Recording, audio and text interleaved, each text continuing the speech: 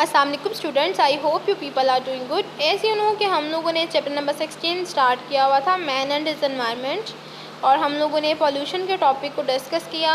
हम लोगों ने लैंड पॉल्यूशन, एयर पॉल्यूशन और वाटर पॉल्यूशन को डिटेल में देखा, इनकी डेफिनेशंस, इनके कॉजेज़, इनके इफ़ेक्ट्स और इनके कंट्रोल को देखा। आई होप कि आपको समझ आई होगी। काइंडली इसको अच्छे से याद कर लीजिएगा। ये लॉन्ग क्वेश्चन भी बन सकता है और यहाँ से शॉर्ट क्वेश्चन भी बनते हैं। So today we will discuss about conservation of nature. So what is conservation of nature? What does it mean? It means conservation of natural resources. हम लोग जितनी भी चीज़ें यूटिलाइज़ करते हैं, कंज्यूम करते हैं, यूज़ करते हैं, फॉर एग्ज़ाम्पल फूड है, पेट्रोल है, ये सारे नेचुरल रिसोर्सेज से हमें मिलते हैं। अब नेचुरल रिसोर्सेज दो तरह के होते हैं, रीन्यूएबल और non renewable. Renewable natural resources वो हैं जिनको हम रिप्रोड्यूस कर सकते हैं आसानी से और ये डिप्लीटेड नहीं होते, ठीक है। नॉन रीन्यूएबल रिसोर्सेज वो रिसोर्सेज हैं जो रिप्लेनिश्ड नहीं हो सकते, जिनको हम रिप्रोड्यूस नहीं कर सकते। अगर एक दफ़ा ये ख़त्म हो गए हैं, डिप्लीटेड हो गए हैं, तो ये हमें वापस नहीं मिल सकते। जो रीन्यूएबल रिसोर्सेज हैं उनमें हमारे पास एयर है, लैंड है, ठीक है। और जो रीन्यूएबल रिसोर्सेज नहीं हैं, जो नॉन रीन्यूएबल रिसोर्सेज हैं, वो हैं मिनरल्स या फॉसिल फ्यूल्स वगैरह।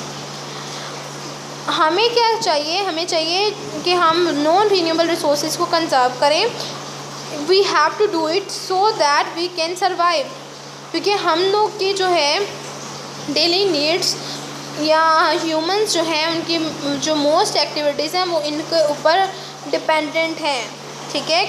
और इनके रिजर्व्स भी लिमिटेड हैं और हम लोग को इनकी ज़रूरत भी बहुत ज़्यादा है, तो हमें इनको जो है प्रॉपरली यूज़ करना होगा ताकि हम इनको ज़्यादा टाइम के लिए इस्तेमाल कर सकें। एक हमारे पास फार्मूला है, दैट इज़ 3R, ठीक है। रीयूज़, रिड्यूस एंड रिसाइकल, ठीक है। 3R मीन्स इसमें 3R है। पहला R जो है वो बताता है रीयूज़, दूसरा रिड्यूस एंड रिसाइकल, ठीक है। यानी कि हमें क्या करना चाहिए, सोर्सेज जो रिसोर्सेज हैं जो ख़त्म हो रहे हैं इनको कम से कम यूज़ करना चाहिए, ठीक है। इनका यूज़ कम करना चाहिए, इनको रीयूज़ करना चाहिए और इनको रिसाइकिल करना चाहिए ताकि हम इनको ज़्यादा से ज़्यादा बार इस्तेमाल कर सकें। यहाँ पे थोड़ी सी डिस्क्रिप्शन दी गई है। रिड्यूस का मतलब है वेस्ट जो है कम करें, as much as you can, ठीक है। जो रिसोर्सेज हैं इनको वेस्ट मत करें और इनके इस्तेमाल को कम करें। रीयूज़ का मतलब है कि प्रोडक्ट्स जो हैं उनको काफ़ी दफ़ा जो है बार बार इस्तेमाल करें, जितनी दफ़ा पॉसिबल हो सके उतनी दफ़ा इस्तेमाल करें। रिसाइकिल का मतलब ये है कि अगर तो रिसोर्सेज जो हैं इनकी पॉसिबल है कि हम इनको रिसाइकिल कर सकते हैं तो उनको रिसाइकिल करें ताकि हम इनको यूटिलाइज़ दोबारा से कर सकें। तो सबसे पहले है R1 रिड्यूस। रिड्यूस का मतलब ये है कि we should use the natural resources less and should not waste them, ठीक है। तो ये हमारे पास जो है एक अच्छा प्रिंसिपल है कि हम लोग अपनी जो नेचुरल रिसोर्सेज हैं उनको बचाने के लिए क्या करें, उनका कम से कम इस्तेमाल करें।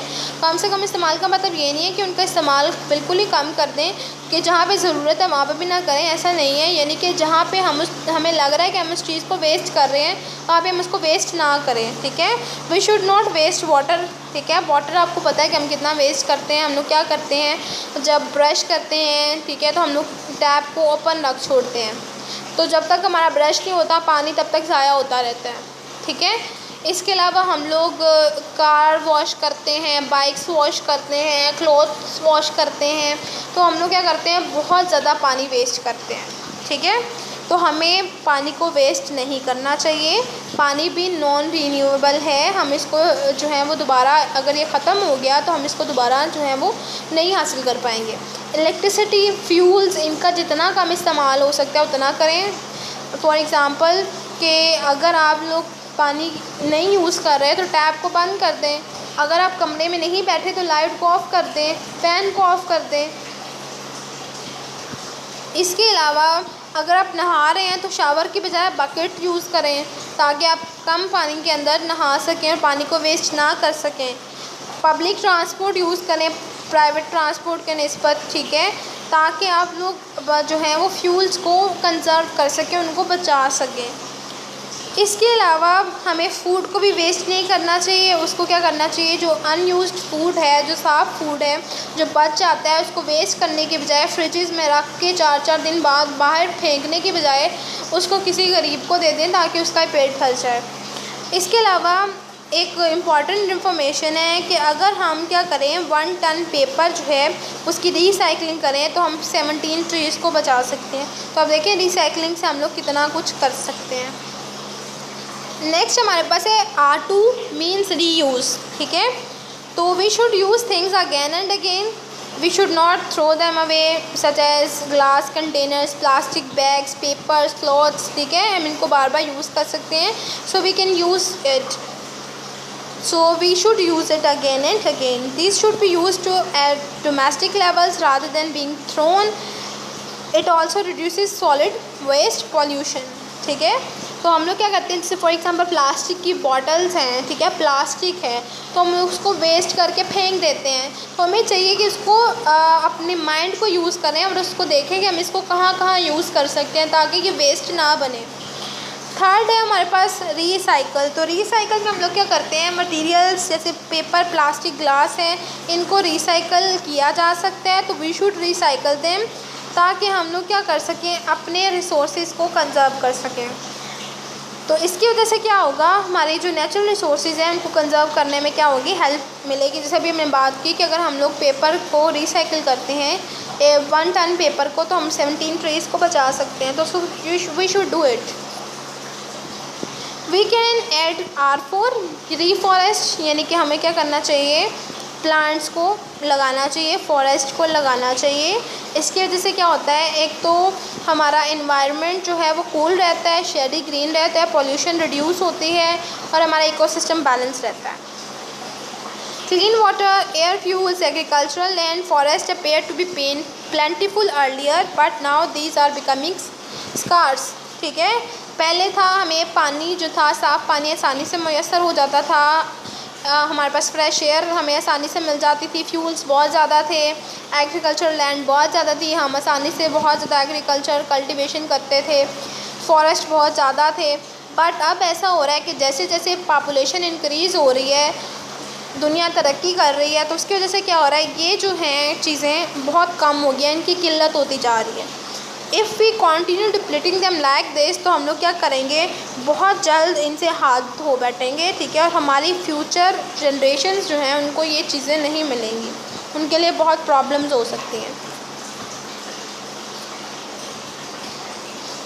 तो हमें इन चीज़ों को जो है वो कंजर्व करना चाहिए as much as we can.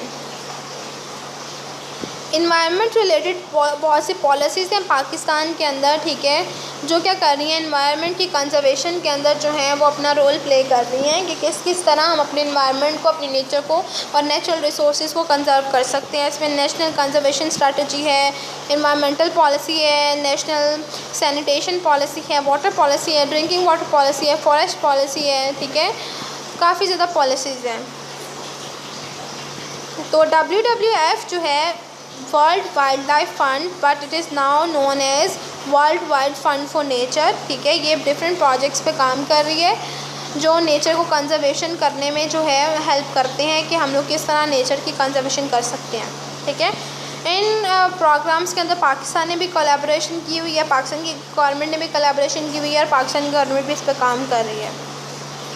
अब यहाँ पे जो है वो डिफरेंट उन्होंने लिख दी हैं, इम्प्रूविंग सब watershed management and environmental awareness around Ayubia National Park, plantation of the trees of Jatropha and mangroves at district 30, ठीक है, district wise forest cover assessment of Pakistan। आपने सिर्फ इन जो प्रोजेक्ट्स हैं इनके नाम देख लेने हैं क्योंकि लॉन्ग क्वेश्चन नहीं पूछा जाता, शॉर्ट क्वेश्चन में नहीं आता, सम टाइम MCQs में आ जाता है।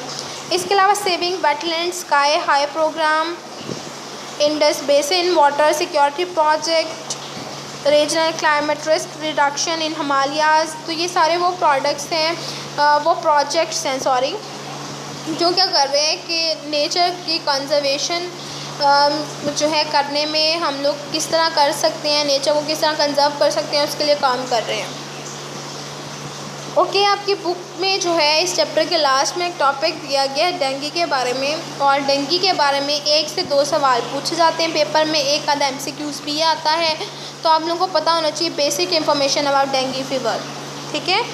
तो डेंगू फीवर जो है इसको हम ब्रेकबोन फीवर भी बोलते हैं, और ये जो है एक वायरस की वजह से होता है जिसको हम बोलते हैं डेंगू फीवर जो है उसका जो कॉजिंग एजेंट है वो बेसिकली डेंगू वायरस है, जो कि ट्रांसमिट होता है through Aedes aegypti mosquito. Actually इस मॉस्किटो पे क्या होता है, इसके जो लेग्स होते हैं वहाँ पर वाइट मार्किंग होती है, you can see in the diagram.